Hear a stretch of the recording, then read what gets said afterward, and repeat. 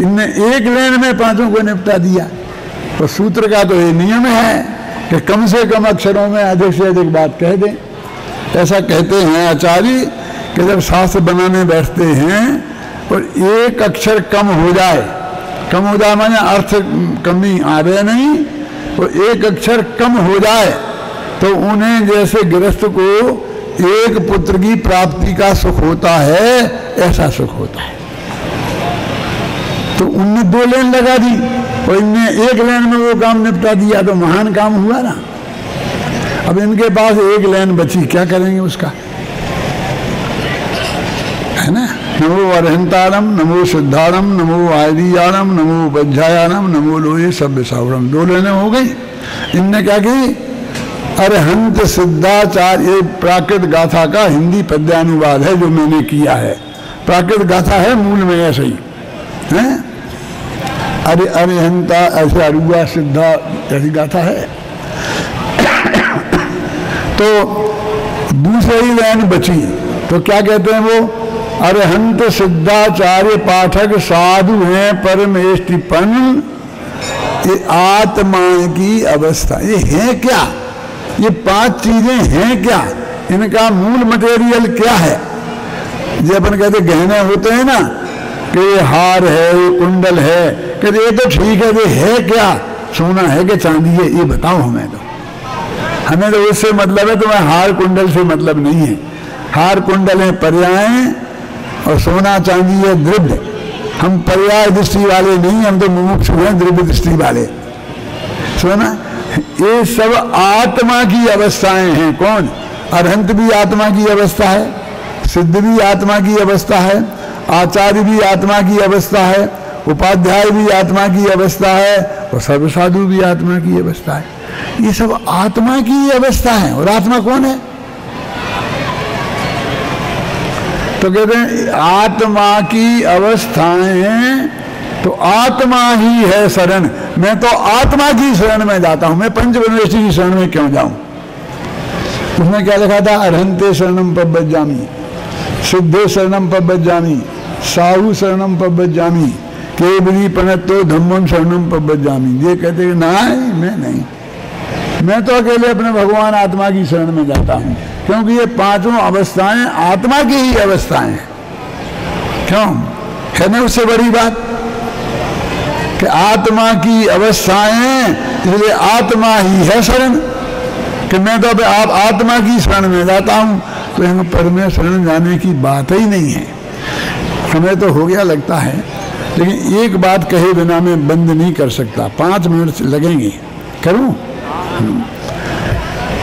अपन बोलो, चत्तारी मंगलम, चत्तारी लोगोत्तमा, चत्तारी शरणम पब्बज्जामि, अरहंते शरणम पब्बज्जामि, सिद्धे शरणम पब्बज्जामि, साहु शरणम पब्बज्जामि और केवली प्रणतम धम्मम शरणम पब्बज्जामि। ठीक है। अब जरा देखो, अरहंत की शरण में जाता हूं, सिद्ध की शरण में जाता हूं, साधु की शरण में जाता हूं, केवली भगवान के द्वारा कहे हुए धर्म की शरण में जाता हूं। ये 4 हो गए, तो वे तो 5 थे, एक कौन छोड़ दिया। अब सोचो जरा कि परमेष्टि तो 5 थे और शरण में हम 4 की जा रहे हैं। अरहंता लोगोत्तमा, सिद्धा लोगोत्तमा, साहु लोगोत्तमा, केवली पनत्तो धम्मो लोगोत्तमा। उत्तम तो 4 ही है, 5 उत्तम नहीं, कौन नहीं है उत्तम। तो अब कौन सा छूट गया। तो देखो अरहंत तो है, सिद्ध है, आचार्य है, आचार्य नहीं है, उपाध्याय नहीं। हम तो समझ रहे थे 1 छूटा है तो 2 छूट गए। और साधु हैं, आचार्य उपाध्याय तो बड़े होते हैं ना, और साधु उनकी अपेक्षा छोटे। तो इन छोटे को तो रख लिया और बड़ों को छोड़ दिया। एक नया आ गया, केवली पन्नतो धम्मो। तो ये 2 क्यों छोड़ दिए, इस पे गंभीरता से विचार आपने कभी किया कि विचार करने की कब कही थी? तुमने पढ़ने की कही थी नमोकार मंत्र की, तो हम पढ़ते हैं रोजाना। कल ही आप बता रहे थे ना चिंता विचार मत करो। अब सोचो गंभीरता से, क्यों छोड़ दिए, उसके पीछे रहस्य है। देखो, साधु हुए बिना कोई मोक्ष नहीं जाएगा, अरहंत हुए बिना कोई मोक्ष नहीं जाएगा। वो सिद्ध तो मोक्ष दशा का ही नाम है। तो जिनका मोक्ष से सीधा संबंध है, हम उनकी शरण में जाते हैं।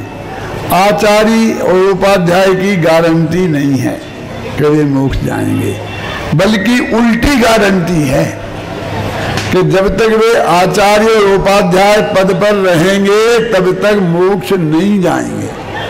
सुना कभी आपने?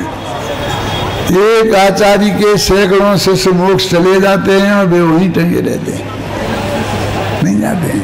फिर वो आचार्य पद छोड़ते हैं और अपने किसी शिष्य से दीक्षा लेते हैं, साधारण साधु बनते हैं और फिर आत्मा का ध्यान करते हैं, तब वो मोक्ष जाते हैं।